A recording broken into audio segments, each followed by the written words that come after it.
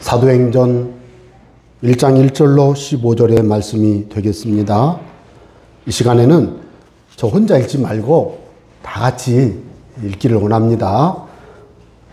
데오빌로여, 내가 먼저 쓴 글에는 무릇 예수께서 행하시며 가르치시기를 시작하심부터 그가 택하신 사도들에게 성령으로 명하시고 승천하신 날까지의 일을 기록하였노라. 그가 고난 받으신 후에 또한 그들에게 확실한 많은 증거로 친히 살아 계심을 나타내사 40일 동안 그들에게 보이시며 하나님 나라의 일을 말씀하시니라. 사도와 함께 모이사 그들에게 분부하여 이르시되 예루살렘을 떠나지 말고 내게서 들은 바 아버지께서 약속하신 것을 기다리라. 요한은 물로 세례를 베풀었으나 너희는 몇 날이 못되어 성령으로 세례를 받으리라 하셨느니라.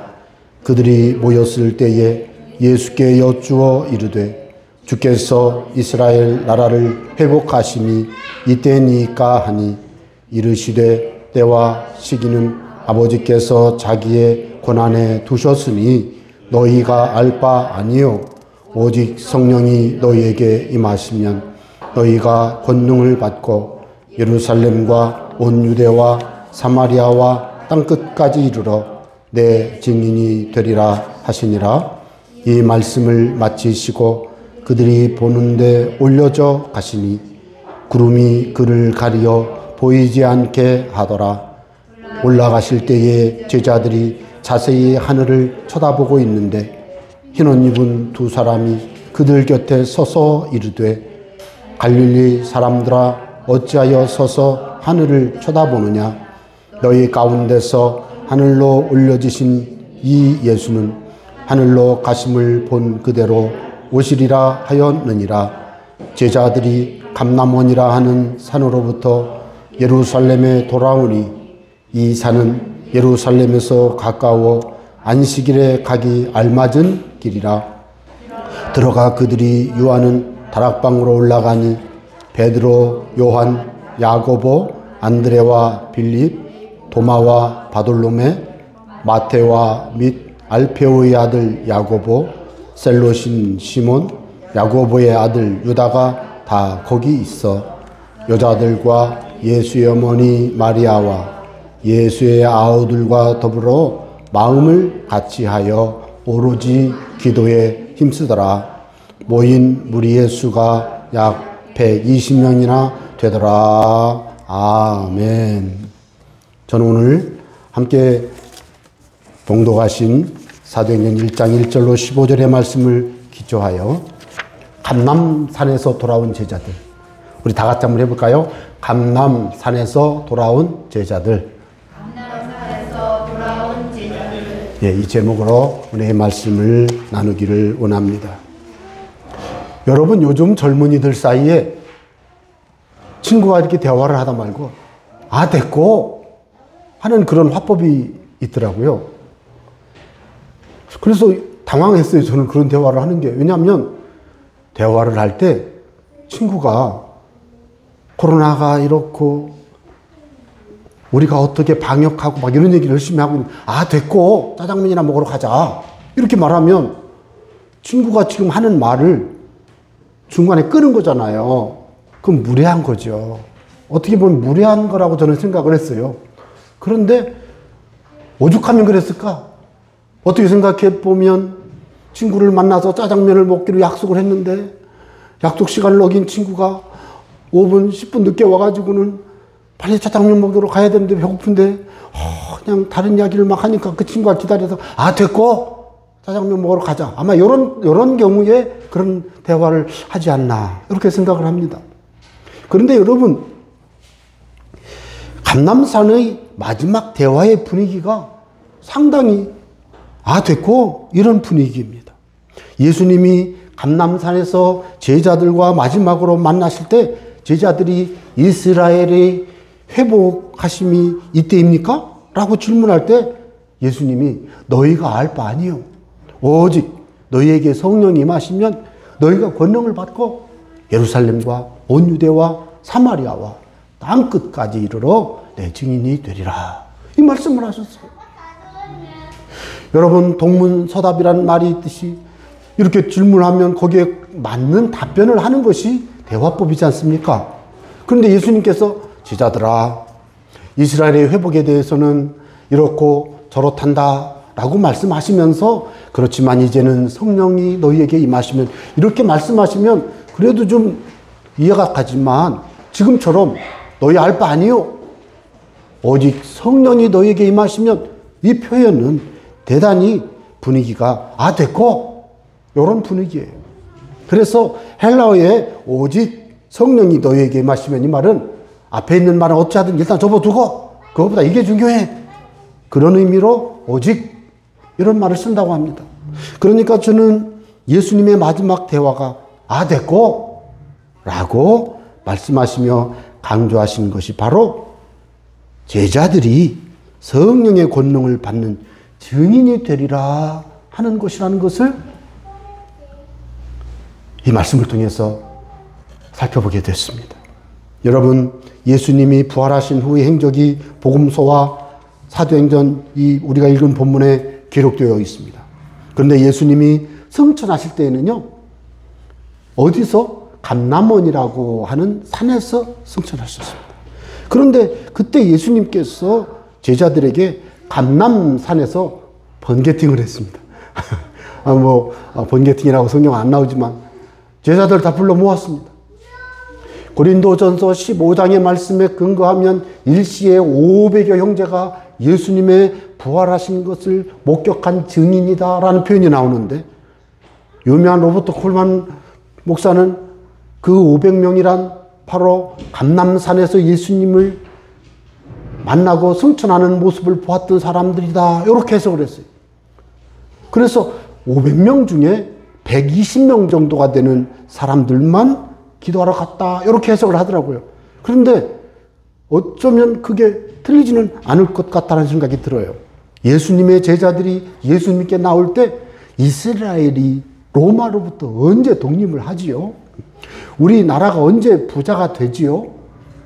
오병이어의 기적을 행했을 때 예수님을 잡아서 왕을 삼으려고 했던 그 5천 명이 넘는 군중들의 마음속에는 이 예수님은 우리 이스라엘의 경제적인 문제, 정치적인 문제, 군사적인 문제, 사회적인 문제, 먹고 사는 문제 다 해결할 뿐이고, 이 예수님이 기도하면 죽은 자가 살아나고 병든 자가 고침받고 바다 위를 풍랑을 걸어오시면서 기적을 행하는 분이니 이분이 계시면 이스라엘은 정말로 다윗 왕의 왕정처럼 잘 살게 될 것이라고 생각을 하고요.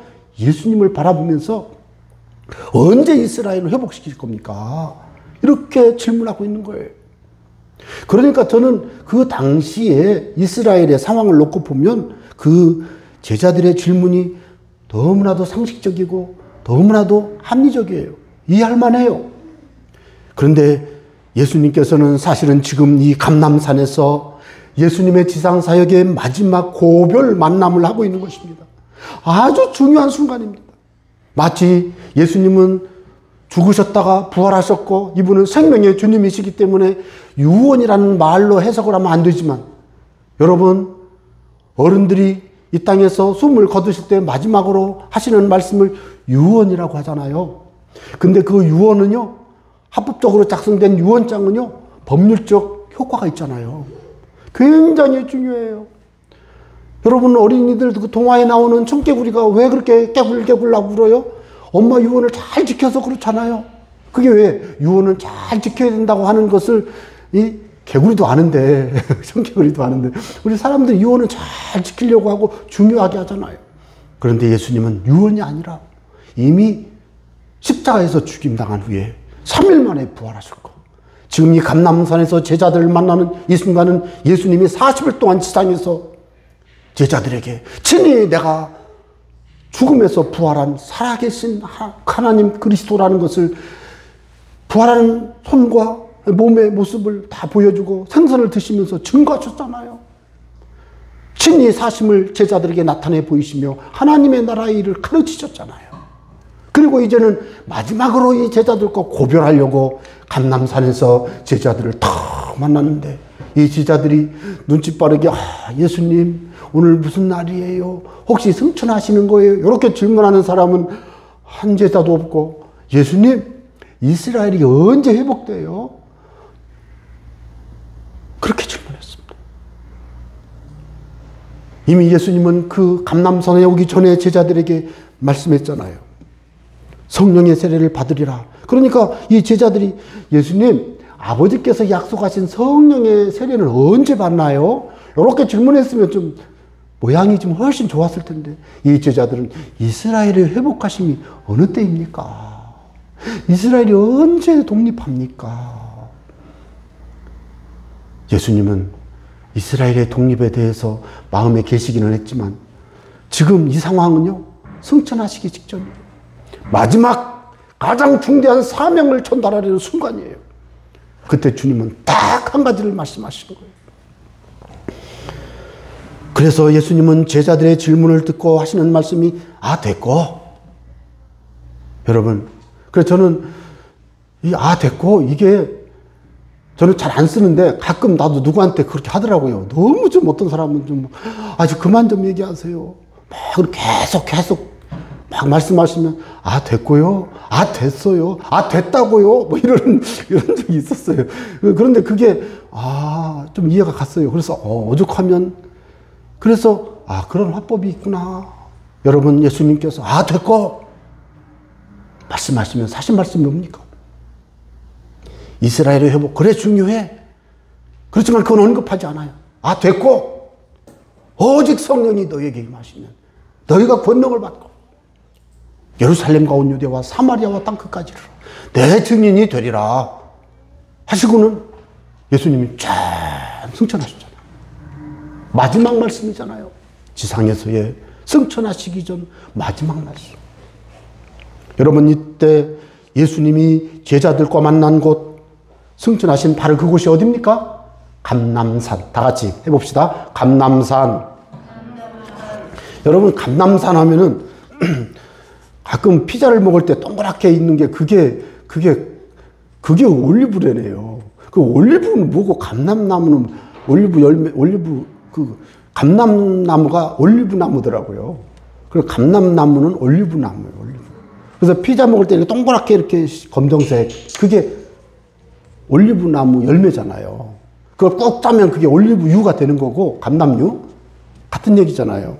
그래서 예수님께서 감람산으로 모인 이유에 대해서 살펴봤어요. 여러분 감람산이라고 하는 산은 여기 우리 천안의 제일 높은 산이 여기 광덕산일 거예요. 699.3m. 거기 올라가려면요 막 얼마나 땀이 많이 나는지 몰라요.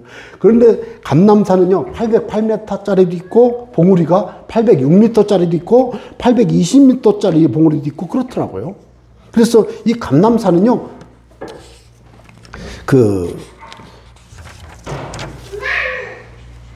감람나무, 올리브나무가 많이 있어서 이름을 감람산이라고 불렀어요. 감람산이요. 마치 우리나라 산에 많은 나무가 뭐 같아요? 소나무, 한국형 소나무 있잖아요. 그 소나무 같이 그렇게 많았던 모양이에요. 또 여러분 이 감람산에 대한 성경을 찾아보니까 예수님께서 예루살렘 입성하실 때 입성하시는 예수님의 그 나귀 새끼를 타고 입성하시는 예수님 앞에 이 군중들이 겉옷을 벗어서 이렇게 깔고 이렇게 하면서 예수님이 마치 호산나 외칠 때 손에 뭘 들고 있었냐면 감람나무 가지를 들고 흔들었어요. 그런데 그 왜 그랬느냐? 그 길목이 바로 감람산 길목이었어요. 그러니까 예수님의 사역에서 이 감람산은 빼놓을 수 없는 것이에요. 여러분 마태복음 26장 30절의 말씀에 근거하면 이에 그들이 찬미하고 감람산으로 나아가니라. 예수님께서 성만찬 마지막 만찬을 하시고 제자들과 함께 찬양하면서 겟세마네 동산으로 가셨는데 그 겟세마네 동산이 감람산이었어요. 그러니까 예수님은 이 감람산에서 체포되시기 전에 기도하셨지 않습니까? 또한 감람산에서는 예루살렘 전체가 한눈에 이렇게 다 보인답니다. 저도 1992년, 93년도에는요, 이 태조산 그 원성동 거기, 신부동 거기 있는 태조산 쪽, 거기 올라가서 기도했는데 거기 꼭대기에 팔각정이 있어요. 거기 올라가서 천안을 이렇게 바라보면은요, 다 보여, 다 보여. 최근에는 내가 이 태조산 가보니까 태조산 정상에서도 보니까요, 천안 시내가 다 보여. 태조산 정상이요. 이쪽에도 있고, 여기 신부동 쪽 있잖아요. 이쪽에 성거산 쪽 가까이도 있고. 뭐 그러더라고요. 성거산에 가서 봐도 다 보여. 동서남북이 다 보여요. 광독산에서 가서 보면 더 높이 보여요. 그런데 있잖아요. 예수님께서는요, 낮에는 예루살렘에서 사역하시고, 밤에는 이 감람산에 가셔서 기도도 하시고, 주무시기도 하시고, 그랬어요. 누가복음 21장 37절 예수께서 낮이면 성전에서 가르치시고 밤이면 나가 감람원이라 하는 산에서 쉬시니. 그 예수님의 삶에서 사역에서 이 감람산은 자신의 기도처, 쉼터, 저녁에 왜 산에서 주무셨는지 잘 모르겠어요. 그런데 산에서도 쉬셨다고. 뭐 텐트 치고 쉬셔도 되니까 거기는 날씨가 한국처럼 겨울이 없잖아요. 그러니까 가능하죠. 예수님이 그러셨어요. 그러니까 이 감람산은 예수님께서 아주 사역의 중심지로 쉬면서 이렇게 했던 곳이에요. 그러니까 예수님이 제자들아 모여. 그러면 제자들이 어디로 뛰어왔을 것 같아요? 예수님 그 감람산에서 계시잖아 하고 제자들이 오는 그런 아주 참 뜻깊은 장소죠.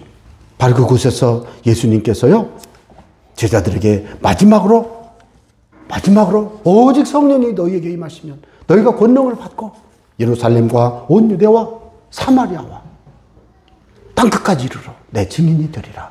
이 절대 지상 명령을 주신 거예요. 저는 이 사건에 대해서 유심히 살펴봤습니다. 왜 하필 감람산에서 마지막으로 제자들을 만나셨을까요? 무덤 앞에서 만나시든가 성전에서 만나시지 않고 왜 감람산에서 만나셨을까요? 사실은 잘 모르겠어요. 무슨 이유로 예수님께서는 감람산에서 승천하셨을까요? 잘 모르겠어요. 신학적인 연구를 조금 하다 보면 예수님이 재림하실 때 예수님이 가심을 본 그대로 오시리라. 그걸 근거해서 예수님은 예루살렘 동쪽 언덕 감람산으로 재림하신다. 그렇게 주장하는 학자들이 굉장히 많아요.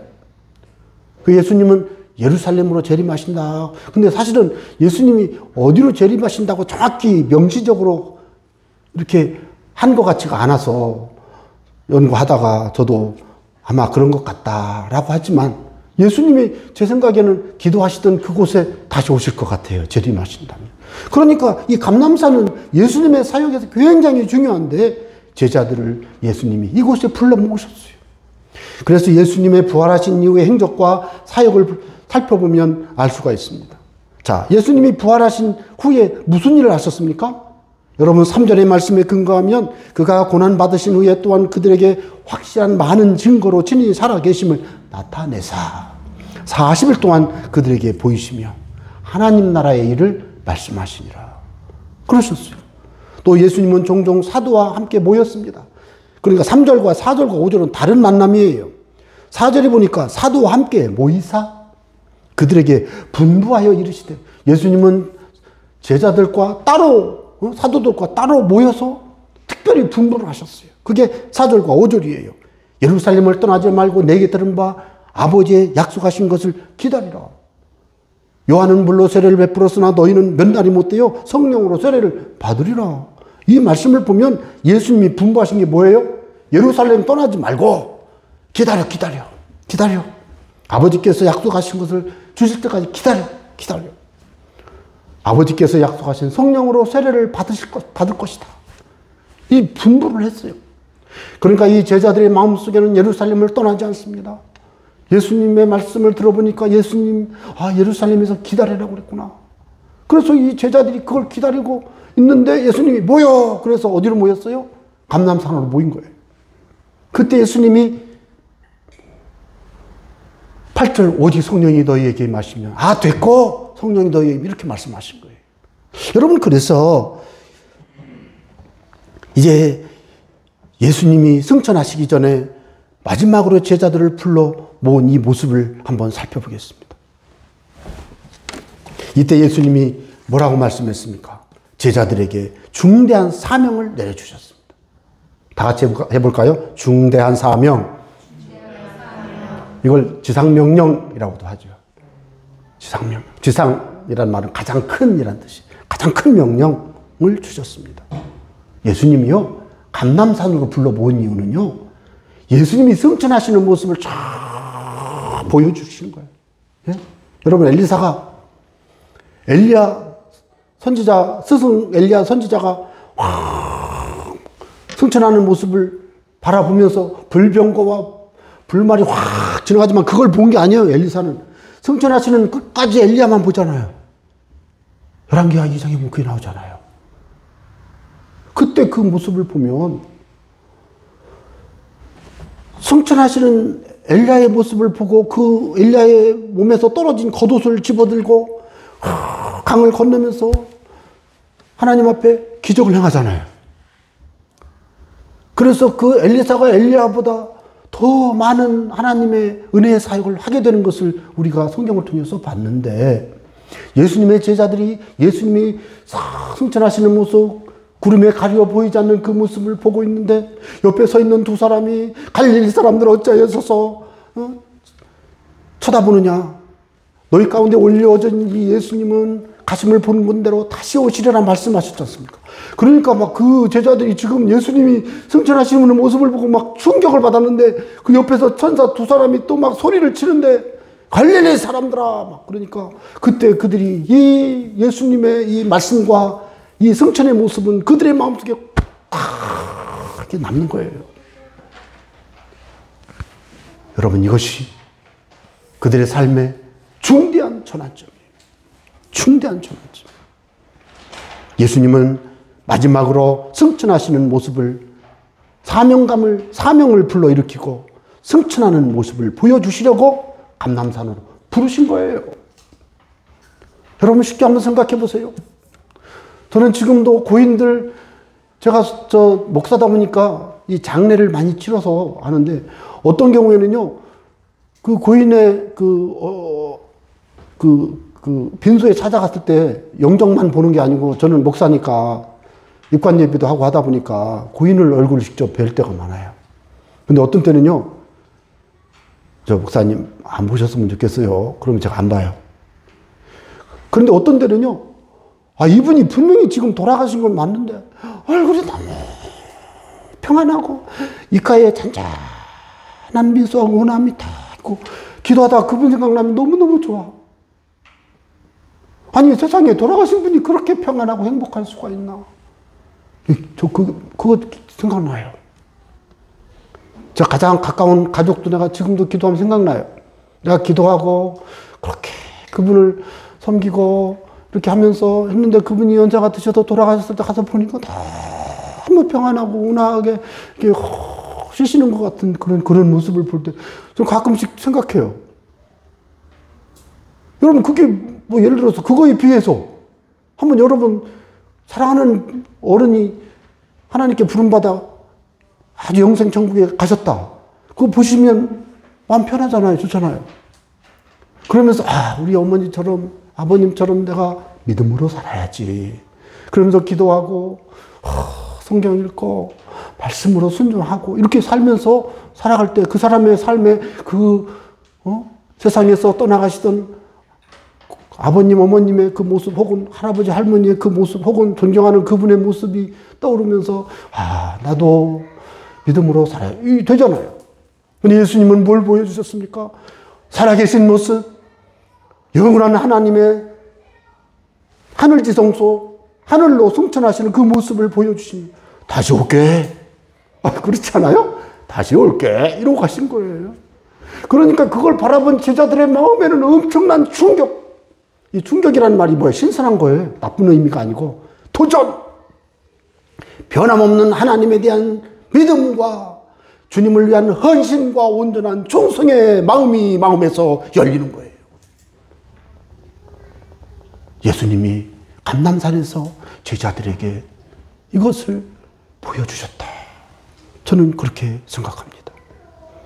그 자리에서 제자들은 이스라엘 나라 회복에 대해서 관심이 있었지만, 예수님은 성령이 임하시면 증인이 되리라 라고 말씀하시고, 제자들이 바라보는 그 자리에서 감람산에서 구름을 타고 승천하셨습니다.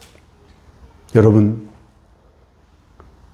이 사건이 얼마나 마음에 도전이 되었고, 얼마나 이 사건이 그 삶의 전환점이 되었으면 그 제자들이 이렇게 변합니까?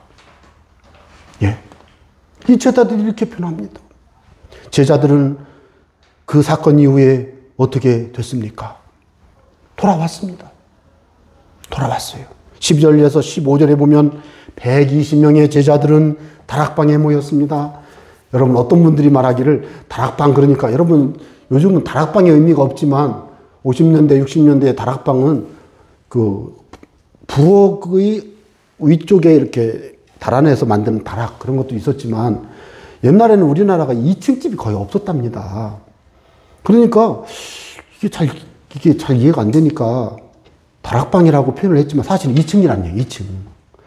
120명이 가서 기도할 정도 다락이 그렇게 어디서요? 여러분, 다락은 제가 어릴 때 시골에 살던 다락은요, 내가 들어가서 숨으면요 조금밖에 여유가 없었어요. 선반 같은 거 대신 거기다가 뭘 넣어놓고 문을 닫고, 그 옛날 우리 집은 그런 다락이 있었는데, 생각해보니까 옆에 다락은 소 밥 끓이는 그 위에 마루로 만든 거기 다락은 좀 넓은 창고 같은 다락도 있긴 있었어요. 근데 거기에요, 10명 못 들어갔어요. 근데 이 마가의 다락방이라고 말하는 이 다락방 120명이 들어갔어요. 쉽게 말하면요, 이스라엘 사람들은요, 1층에 집이 있고요, 지붕에요, 이렇게 공공장소로 하나의 큰, 이렇게, 왜 여러분 어디 식당 가면, 식사하고 나면은 차 한잔 하러 가세요 하고 요즘은 카페가 별도 있잖아요. 그래서 웬만한 잘 나가는 식당들은 지난번에 어디 북면 거기 떡갈비 먹는데 보니까 거기 이제 이게 홀이 하나 있더라고요. 가보니까 넓어요. 거기 가보니까 막 소파도 있고 쫙, 거기 가서 커피 마시고 가라고 하더라고요. 그런 식으로 이렇게 요즘 그 있잖아요. 그거예요, 그거. 이스라엘 백성들은 지붕에다가 이렇게 넓은 공간을 만들고 할 수가 있는 걸로 제가 아는데, 그런 데서 이 120명이나 되는 사람들이 뭘 했습니까, 여러분? 뭘 했습니까? 제자들과 12제자와 11제자죠. 11제자와 예수의 어머니 마리아와 예수의 아우들이 마음을 같이하여 오로지 기도에 힘쓰니라.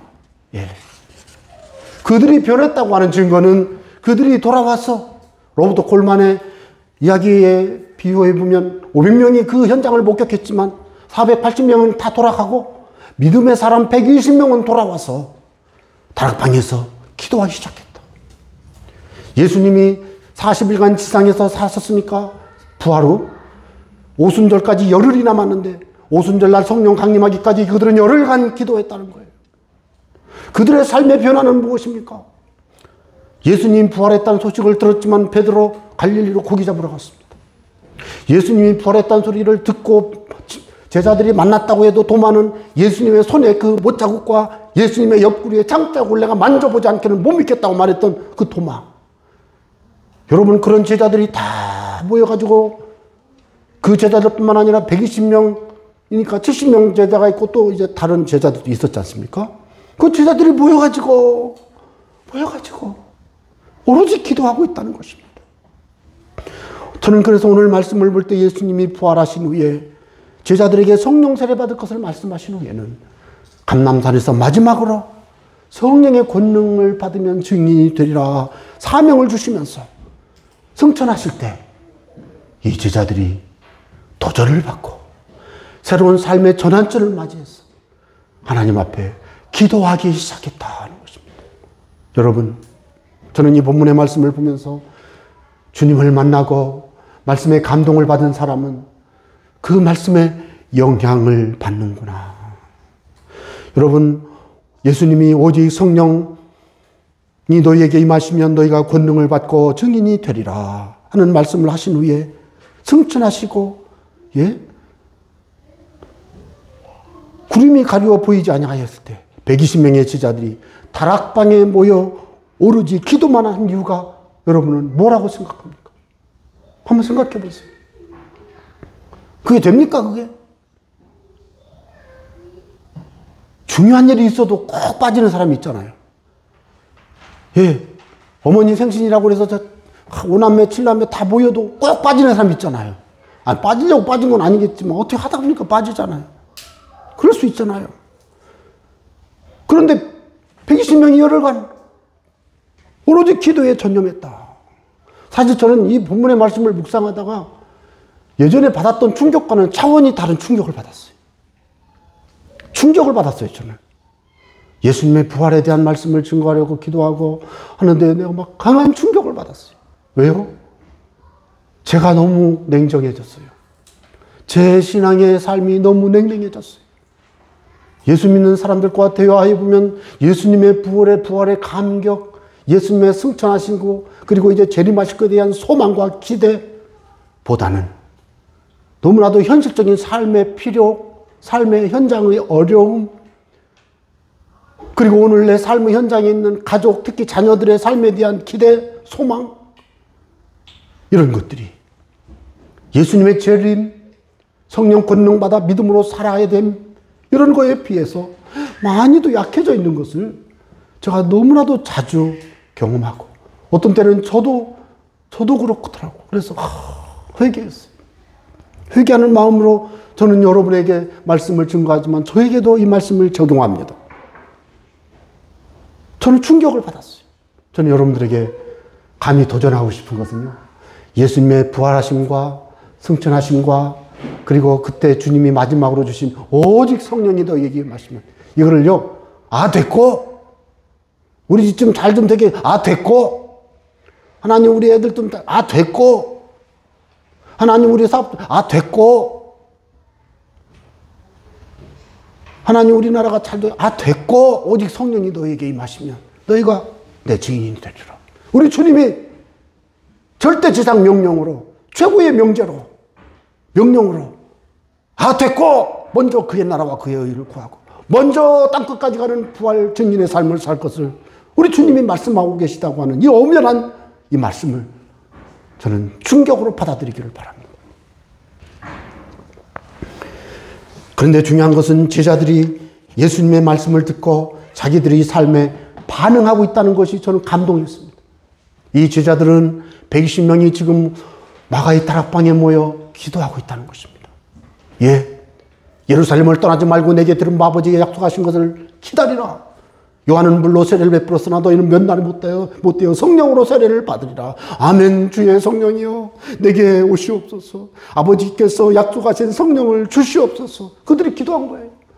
세례 요한은 물로 세례를 베풀었으나 하나님이여 아버지의 약속하신 아버지의 성령으로 내게 세례를 베풀어 주세요. 성령의 권능을 주세요. 예루살렘의 증인이 되게 해주세요. 온 유대에 전파하는 증인이 되게 해주세요. 땅끝 사마리아와 땅끝까지 가는 증인이 되게 해주세요. 힘을 주세요. 하늘의 권능, 성령의 권능을 주세요. 그들의 기도는 그거였다고요. 여러분, 저는 오늘 여러분에게 호소합니다. 저와 여러분의 삶에 새로운 전환점, 변화가 나타나기를 원한다면 됐고 기억하시길 바랍니다. 됐고 오직 성령이 너에게 임하시면 증인이 되리라. 이것을 위해서 그들은 기도에 전념했습니다. 오로지 기도했습니다. 12사도도 기도했습니다.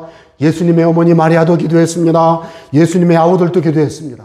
마태복음 13장 55절에 보면 예수님의 아우들은 야고보, 요셉, 시몬, 유다 4명이 나오는데, 여기에서 나오는 야고보는 사도행전 15장에 나오는 야고보 장모입니다. 여기서 나오는 유다는 요한계시록 바로 앞에 나오는 유다서를 기록한 유다입니다. 예수님의 동생들, 보통 젖동생이라고 그래요. 예수님의 어머니의 젖을 같이 먹은 젖동생일 뿐이지 법적으로는 요셉이 예수님의 아버지지만 요셉의 부정이 포함되지 않고 태어났잖아요. 그래서 예수님의 젖동생이라고 그래요. 이 젖동생들이 예수님을 주로 믿고 예수님을 주로 받아들이고 그 예수님의 약속하신 말씀대로 성령의 세례를 받기 위해 지금 오로지 기도하는 120명의 제자 속에 함께 모여 기도하고 있고, 예수님의 육신을 낳아주신 어머니 마리아도 기도하고 있다는 거예요. 여러분, 오늘날 우리는 예수님을 육체로만 알지 말고 예수님을 우리의 온전한 주님, 참 구원의 주님, 내 영의 삶의 진정한 그리스도로 온전히 믿고 따르고 섬기며 그분을 향해 기도하면서 그분의 명령을 준행하는 충성된 주의 제자가 되기를 주의 이름으로 부탁합니다. 이것이 뭡니까? 됐고 성령의 권능을 받아 증인이 되는 삶을 사는 거예요. 저는 그래서 여러분에게 부탁합니다. 오늘 우리는 무슨 관심을 가지고 살고 있습니까? 여러분 무엇에 관심을 두고 있습니까?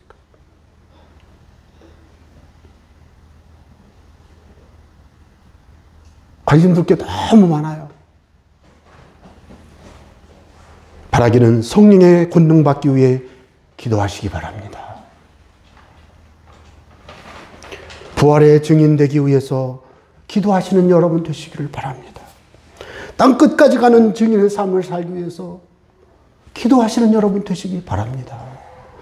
여러분 혹시 여러분의 마음이 차가워지고 어쩐지 주기도문 100번씩 하라니까 그것도 안 하고 성경은 또 안 읽고 6주 7주 예배를 같이 안 했다 보니까 어떻게 신앙생활을 했는지 걱정이 되지만 마음 눈빛을 보면 다 마음에 기도하고 사는 걸 보니 감사한데 간혹씩 보면은 예배 안 하는 게 더 편하고 즐겁다고 하는 분도 만났어요, 제가. 교회 중직자인데도 요즘은 예배 안 하고 하니까 너무 좋아요. 이런 분을 만났어요. 그런 것을 보면서 저는 여러분에게 부탁합니다. 여러분의 신앙에 뜨거워짐을 위해 기도하시기 바랍니다. 여러분, 하나님의 말씀을 읽고 듣고 배우고 암송하고 묵상하고 큐티할 때마다 그 말씀이 여러분의 마음에 교훈이 되고 책망이 되고 바르게 함과 의로 교육함이 되어 여러분의 삶의 기준이 되고 신앙의 기준이 되고 진정한 축복의 통로가 될 수 있는 그런 말씀의 역사가 임하게 되기를 간절히 바랍니다. 사모하는 자에게 이런 일이 일어나요. 그래서 뭡니까? 됐고 성령의 권능을 받으세요. 됐고 성령의 권능을 받으시는 거예요. 그런데 이 제자들은 기도하면서 받은 줄로 믿습니다. 그러므로 기도를 회복하고 기도하면서 권능받아 증인되어 승리하는 복된 믿음의 백성들 다 되시기를 주의 이름으로 부탁합니다. 기도하겠습니다. 감사합니다. 오늘 우리의 삶에 주님은 살아계시고 주님은 능력이 크시오니 우리를 깨워주시고